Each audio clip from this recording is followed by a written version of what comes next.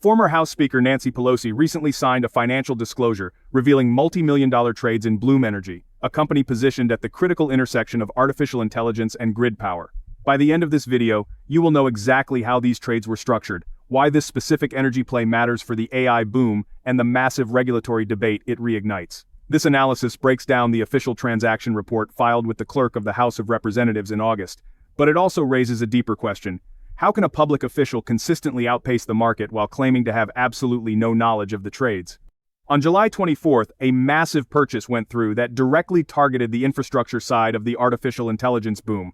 The company is Bloom Energy, ticker symbol BE. Through accounts owned by Pelosi's husband, Paul Pelosi, the family acquired 10,000 shares of the business.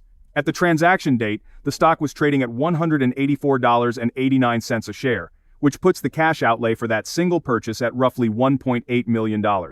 But they did not stop there. On that same day, they also purchased 100 call options with a strike price of $100, expiring in June of 2027. 4 days later, on July 28th, they came back for more, acquiring another 5,000 shares at $166.84, representing an additional $830,000 in cash, alongside another block of 100 call options with the exact same strike and expiration.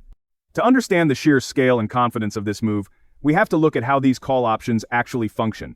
A call option is essentially a leveraged bet on a stock's future performance. It gives the buyer the right to buy a specific stock at an agreed-upon price within a set time frame. By purchasing options with a strike price of $100 that do not expire until June of 2027, the Pelosis secured an incredibly long runway to capitalize on any upward movement in Bloom Energy. What makes this fascinating to me is the pricing. Choosing a $100 strike price when the stock is trading significantly higher means these options are deep in the money. They are not highly speculative, out-of-the-money lottery tickets. Instead, they act as a high-conviction surrogate for owning the actual shares, giving them massive exposure to the upside while committing far less upfront capital than buying those shares outright. When you look at the combined total of the stock purchases and these options, the total nominal value of this position is staggering. We are talking about a multi-million-dollar bet on a single clean energy player, executed over just a 4-day window. But why Bloom Energy, and why now?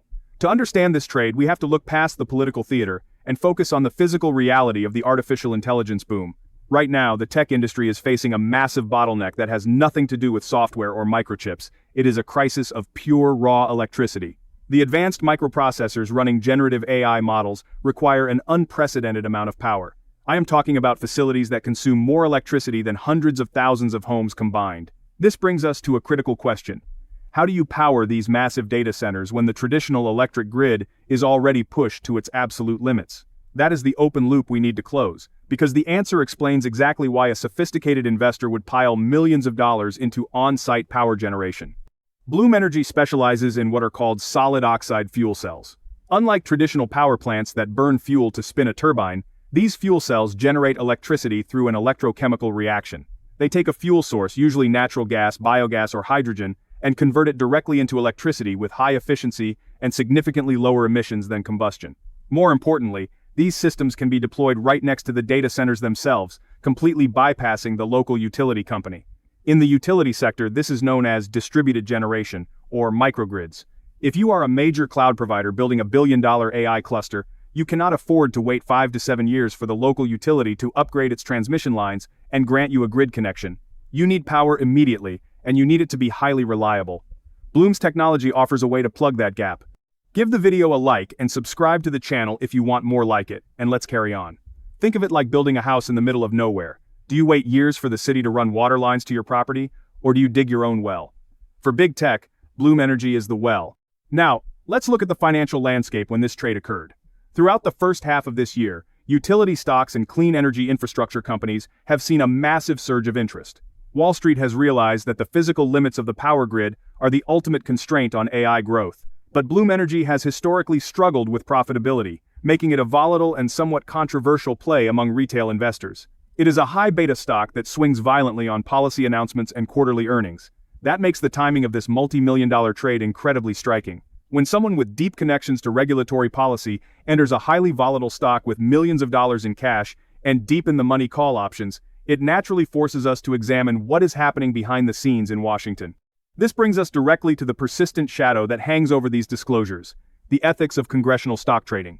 Under the current law, known as the Stock Act, members of Congress and their spouses are legally allowed to trade stocks, provided they disclose those transactions within 45 days.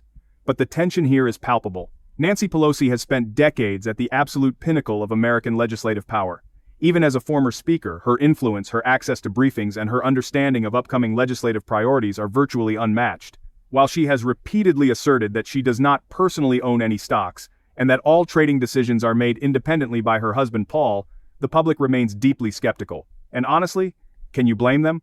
The sheer consistency with which the Pelosi portfolio has outperformed the broader market has turned their financial disclosures into a highly anticipated guide for retail traders looking to copy their moves. Just ask yourself this: if a major corporate executive's spouse executed a multi-million-dollar option trade days before a massive regulatory shift, would federal regulators treat it as a mere coincidence? Probably not. Yet, in Congress, this has been standard operating procedure for decades. This trade comes at a time when public anger over congressional trading has reached a boiling point. There are currently several bipartisan bills moving through the legislative pipeline, aimed at outright banning members of Congress and their immediate families from trading individual stocks. One of these bills was literally named the Pelosi Act by its sponsors, a direct nod to the public perception surrounding her family's highly lucrative trading history. More recently, the Senate Homeland Security and Governmental Affairs Committee advanced the Ethics Act, which would force lawmakers, the president, and the vice president to divest from individual stocks or place them in a blind trust. But despite widespread public support, these bills have faced quiet but intense resistance from leadership in both parties. The argument often used to defend the status quo is that lawmakers should not be treated as second-class citizens and should have the right to participate in the free market. But that argument completely ignores the massive information asymmetry at play. Let's look at the actual policy levers that affect a company like Bloom Energy. The federal government is currently pouring billions of dollars into clean energy infrastructure through tax credits, grant programs, and regulatory mandates. The Inflation Reduction Act, which Nancy Pelosi helped shepherd through the House, contains massive incentives for hydrogen production, carbon capture, and clean electricity generation. For a company like Bloom Energy, which is heavily reliant on federal subsidies and regulatory support to make its solid oxide fuel cells economically competitive with traditional fossil fuels, a single change in Treasury Department guidelines or Department of Energy funding can send its stock price soaring or crashing. When lawmakers are the ones writing these rules, approving these budgets, and receiving private briefings from industry heads, the line between public service and personal enrichment becomes incredibly blurry. It is not just about having access to secret non-public information. It is about having the power to shape the very rules of the game while you have millions of dollars sitting on the board. I went back and analyzed Bloom's recent corporate developments to see if there was a clear, public catalyst that could justify such a massive trade. Interestingly, just weeks before these purchases, Bloom Energy announced a major agreement to supply fuel cells to power data centers. The market is starting to realize that on-site power generation is no longer a luxury for tech companies, it is a necessity. Companies like Microsoft, under ticker symbol MSFT, and Amazon, ticker symbol AMZN, are actively signing power purchase agreements with nuclear plants and alternative energy providers to secure their future.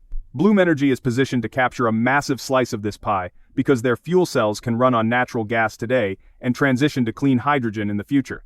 This makes them highly attractive to tech giants that are trying to meet aggressive carbon reduction targets while simultaneously building out energy-hungry AI infrastructure. The fundamental thesis for the stock is solid, but the leverage used by the Pelosi suggests they expect these catalysts to play out on a very specific, accelerated timeline. Let's talk about that timeline.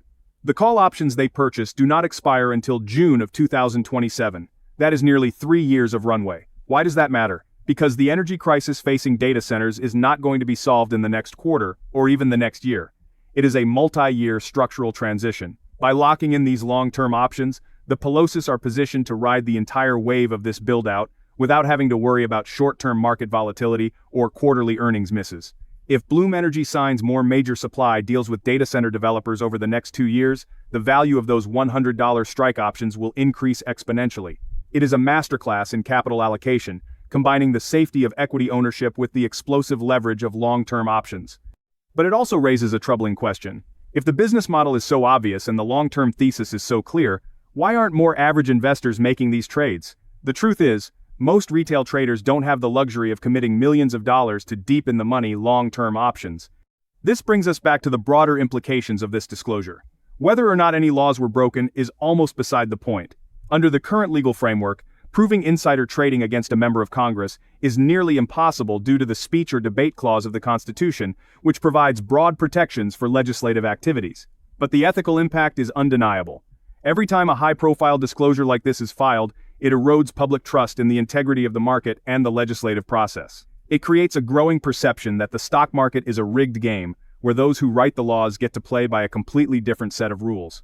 As the AI boom continues to collide with the physical realities of our energy infrastructure, we are going to see more of these high-stakes trades at the intersection of tech and power.